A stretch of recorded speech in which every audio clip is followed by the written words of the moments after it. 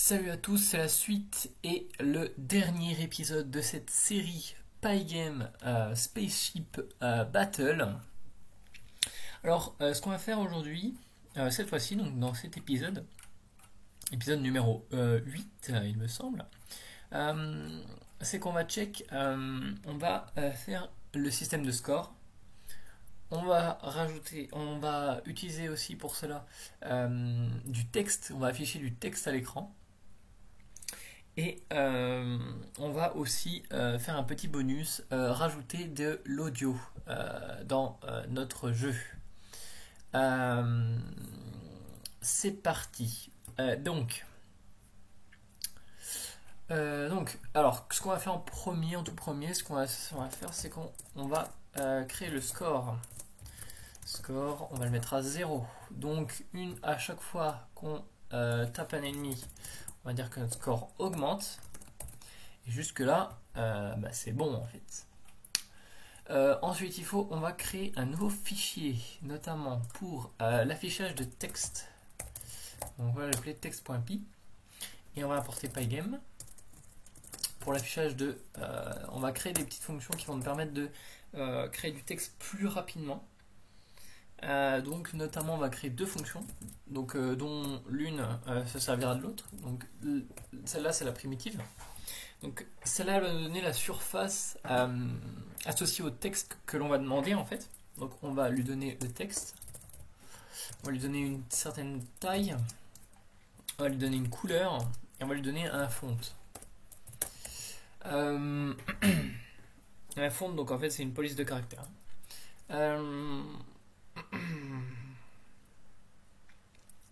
Alors ce qu'on va faire,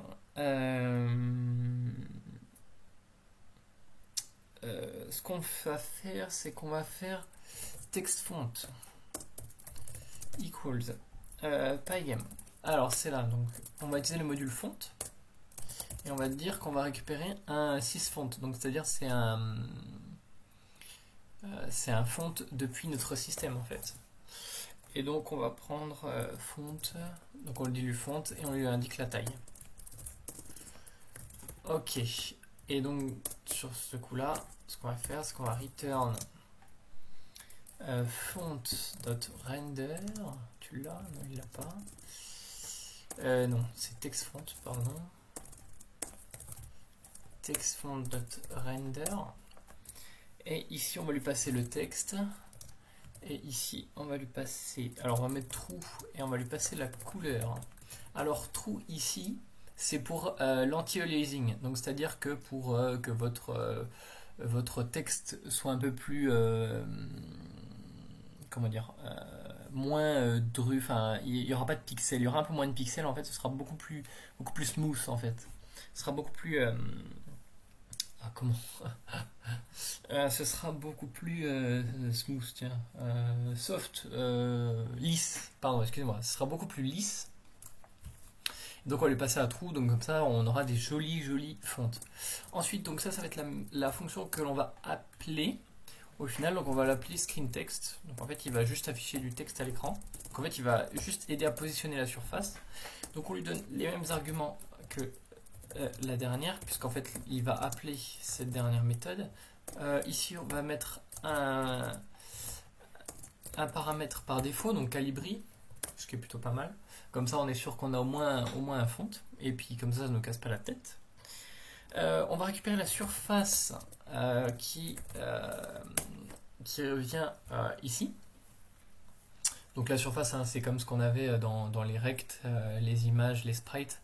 En fait, chaque surface a un rectangle et voilà. Donc ici on va lui passer donc nos premiers paramètres qu'on a indiqués, size, color et font même. Et j'ai oublié, oui exact, j'ai oublié, oui bien sûr. Donc ici il va falloir la surface sur laquelle on veut afficher et la position. À noter que les arguments par défaut sont toujours à la fin. Voilà. Cette surface, on va la placer, donc on va récupérer le rectangle associé à cette surface, donc on va dire surface getRect. on va récupérer son rectangle. Et ici, ce qu'on va faire, c'est qu'on va dire juste frame blitz. Donc on l'a déjà vu cette fonction, méthode. Donc en fait, c'est qu'on place, donc en fait, on colle cette surface à cette surface, sur cette surface, et à la position donc indiquée. Donc on va dire, on va juste faire un petit calcul. On va ne pas mettre directement la position telle qu'elle. On va dire que ça va être le centre en fait, notre position en fait. Donc non, on va retrancher en fait à chaque fois the size. Non, c'est pas ça. Rect W. Donc le W c'est width, hein, c'est un raccourci pour dire width. Et ici on va dire pos 1, donc c'est la deuxième coordonnée.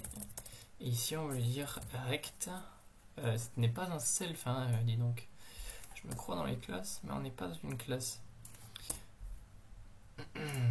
Rect dot h up, et voilà. Donc là on a directement une fonction qu'on pourra appeler pour nous positionner le texte.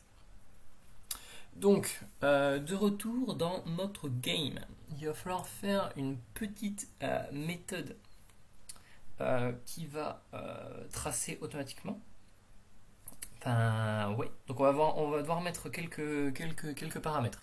Donc, en dessous de notre score, ce qu'on va dire, c'est que on va mettre la taille de la fonte. Font size equals 40. Ok. Et on va dire que notre score text pose, la position, en fait, ça va être notre résolution divisée par 2. Au milieu, donc en fait on l'a fait au milieu, au-dessus. Et on va mettre quelque chose comme 30, ça me paraît bien. Ici on va mettre des espaces. Et alors, ok, donc on va créer une méthode dans game qui va pouvoir nous simplifier. On va l'appeler drawScore et puis ça va nous simplifier l'utilisation. Alors, qu'est-ce qui se passe dans Start? Pourquoi il y a un problème? Ah oui, ça comme d'habitude. On va la mettre ici, notre fonction. Hop. On va l'appeler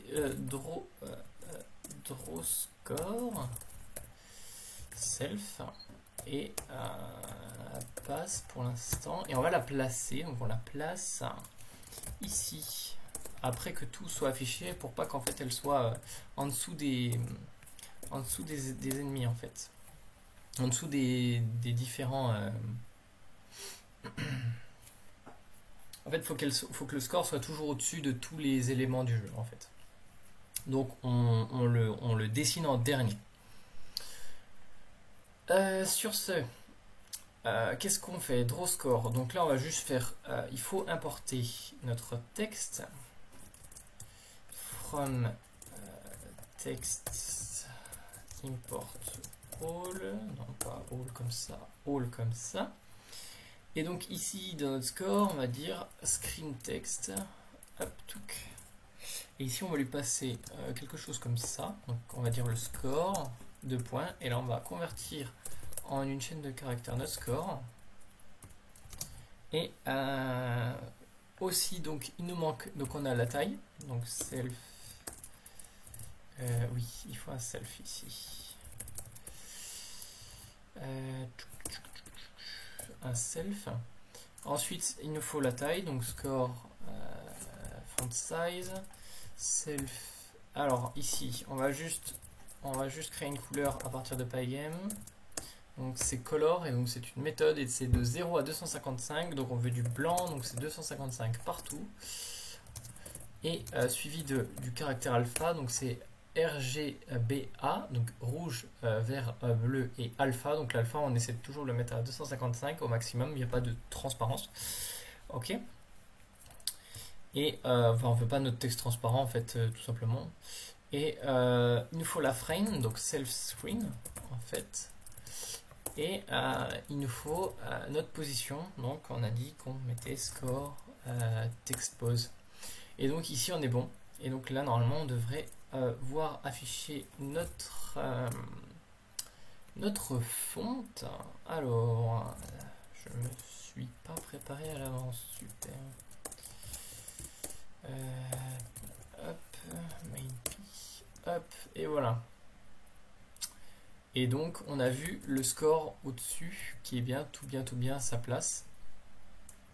Et c'est magnifique, tout est fini bien, qui marche bien. C'était pas du tout ça qu'il faut dire. Et donc on a vu que si on a vu que si allez, on va y arriver. Si on touchait un ennemi, bon, on n'y arrivera pas. Enfin bref. Et on aurait pu voir que le score augmente. Mais ça, on y est sûr, puisque ici, on est sûr que ça s'exécute.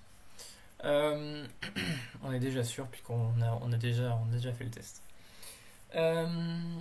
Alors, notamment, ce qu'on va rajouter aussi, c'est qu'on va faire un screen game over. Donc en fait, quand on va quitter le joueur, quand notre joueur sera mort, en fait, on va aussi faire un écran de mort, en fait, enfin un écran de mort, game over, et puis après ça se quittera. Au lieu de se quitter brutalement, on va juste faire une fonction game over, qui sera une sorte de scène, en fait, un peu game over self. Ici, donc en fait on le fait comme on va juste dire. Alors, oui, il faut que ça va durer un certain temps. Donc il nous faut encore un peu un timer comme on avait déjà fait. Donc il faut importer le temps comme on l'a déjà fait. Et donc on va devoir définir quelques petites variables pour faire cet effet. Notamment, on va les appeler, on va garder toujours un peu le même format, hein, game over timer start. On va mettre juste lui, donc on va dire que c'est 1 seconde, on va rester sur cet écran avant de quitter. Et ensuite, game over timer start, cette fois-ci qui va tenir compte de quand est-ce qu'on commence l'écran de start. On va le mettre à 0. On va dire que ici, à la place de ici, ce qu'on va dire, c'est qu'on va dire self game over. Game over, mais on a dit que il faut d'abord initialiser. Non, on va juste faire self game over. Ok. Ici, ensuite, on va dire que self game over start equals time, qui nous donne le temps réel. Ensuite, on va faire une boucle while, en fait, tant qu'on n'a pas atteint la fin du timer. Donc en fait, on va dire que time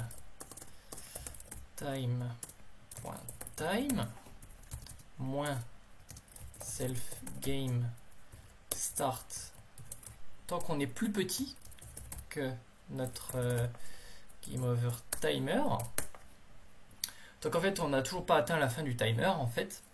Et ben, on va dire tout simplement, en fait, on fait comme une sorte de scène comme ça, en fait, hein.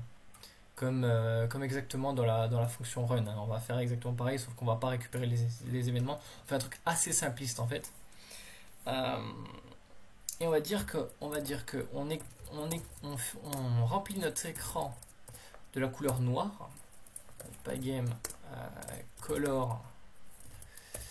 Donc ici on va mettre 0, 0, 0 pour les premiers et 255 pour le dernier, on n'oublie pas. Donc c'est l'alpha, toujours à fond. C'est la transparence, hein, l'alpha.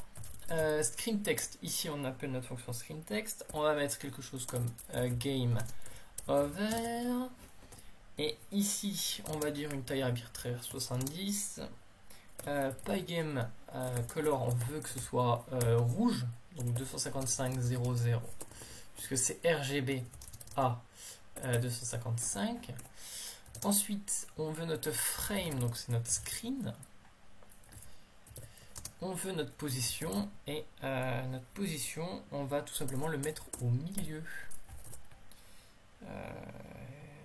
Non. Oui, self de 13, hop, divisé par 2, et self, non, c'est pas ça qu'il faut faire, self de 13, 1, divisé par 2. Donc ça c'est notre position, et on prendra le fond de Calibri de base, et sur ce, on va mettre à jour notre environnement à chaque fois, updates, hop. Et si on a fini le timer, en fait, on quitte tout simplement. Voilà, quelque chose comme ça. Ensuite, donc on a draw score, on a modifié tout. Et ben je crois que c'est fini. On a tout ce qui fait. Et donc on a de quoi tester notre game. Et donc là normalement si on meurt, on a un écran de game over et ça quitte. Voilà, comme prévu. On n'ira pas plus loin que ça, on fera pas des menus, je vous laisse découvrir tout seul. Pour faire des boutons, c'est assez pénible. Il existe peut-être des librairies un peu, des codes sources sur des plateformes comme GitHub, GitLab, qui font peut-être des supports pour des UI, mais on va pas, c'est assez compliqué à faire, donc on va pas faire ça, on va juste faire ça comme ça. Et donc ce que je vous propose aussi, c'est de rajouter aussi des sons que j'ai rajoutés dans notre projet. Donc explo.ogg et laser.ogg. Alors à nouveau au niveau des formats, il me semble qu'il y a quelque chose, il y a des choses qui ne vont pas. Qui ne vont pas, comment ça. Tout ne peut pas forcément être chargé, donc il faut bien respecter certains formats que donne Pygame, il me semble. Donc je vous mettrai en description la doc associée justement aux audios. Donc c'est pour ça que j'ai pris OGG, ça fait partie des. C'est assez, c'est assez grand, c'est assez commun comme fichier. Et donc ce qu'on va faire, c'est que on va charger directement. Donc en fait, ces explosions et ces lasers, ils vont être définis directement dans notre spaceship en fait. En fait, il n'y a que notre spaceship qui va contrôler ça. Juste ce qu'on fait avant, c'est qu'en fait, alors au start, en fait, quand Pygame init, il init plus ou moins la plupart des choses, les sprites, les displays, les choses comme ça, mais il n'init pas l'audio. Donc c'est mixer, donc c'est le module mixer, et en fait, juste appeler init comme ça. Et on n'a pas voilà, donc il faut bien penser à initialiser. Ensuite, donc on va définir quelques ressources. Allez, c'est parti. Donc ce que je vous propose, c'est de faire deux différents channels pour chaque audio en fait. Donc on va faire channel explo pygame.mixer.channel, et donc on va récupérer la channel 0 et channel, on va pas l'appeler explo, on va l'appeler laser, et ici on va récupérer le channel mixer channel, le channel 1. Et donc on va créer nos sons self.explosound equals pygame mixer sound. Donc sound c'est pour chat, et donc là on met directement le nom, un chemin vers notre fichier, donc res sounds et explo.ogg. Voilà, comme ça. Et donc on va faire la même chose pour le laser. Et quelque chose pour le laser. Et jusque là c'est bon. Donc en fait quand on tire, on va avoir besoin de jouer channel laser play. Et donc là on lui fournit un son. Donc ici notre laser sound. Ok. Et on va juste rajouter une petite méthode. On va l'appeler play explode sound, pour pas avoir en fait le même que explode sound, hein, on met play explode sound. Self, on n'oublie pas self, allez on va y arriver. Et donc ici on va juste channel explo, on va play notre explo sound. Ok, donc ça c'est bon. Et donc ce qu'on va intégrer, c'est que on va dire que à chaque fois que l'ennemi meurt, on va dire que il joue le ennemi. Faut juste. Ah oui, il faudrait peut-être juste faire ça. C'est bien ça.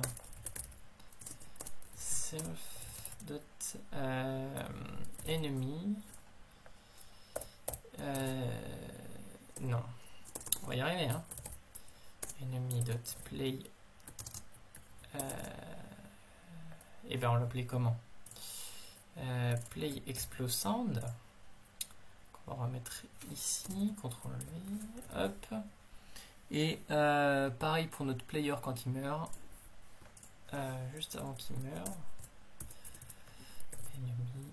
Non, player. Self.player. Play explode sound. Ok. Donc là normalement on devrait avoir quelque chose qui marche. Et non mixer system not initial. Ah oui, effectivement. Parce que pourquoi? Bah non en fait. Oui, parce qu'on crée notre spaceship avant d'initialiser notre mixeur. Donc ce que je propose, vu qu'ils peuvent être initialisés séparément, on va juste faire ça comme ça. Ok. Et donc là, c'est bon. On a bien les sons. Vous n'avez pas les sons. Je vais activer ça tout de suite. Normalement, vous avez les sons maintenant. Et donc là, on a bien. Voilà, exactement. Je vais juste me taire. Voilà. Voilà. Juste redésactiver le son. Et ben voilà, ce qui termine notre aventure sur Pygame. Donc tout le code est disponible sur GitHub. Donc normalement depuis un certain nombre d'épisodes, depuis l'épisode 2, je vous ai mis le lien de chaque commit. Donc là ce sera le lien du répertoire en entier. Et puis donc voilà. Du coup on se retrouvera sûrement pour une autre série plus tard. Et puis sur ce, je vous dis bye bye.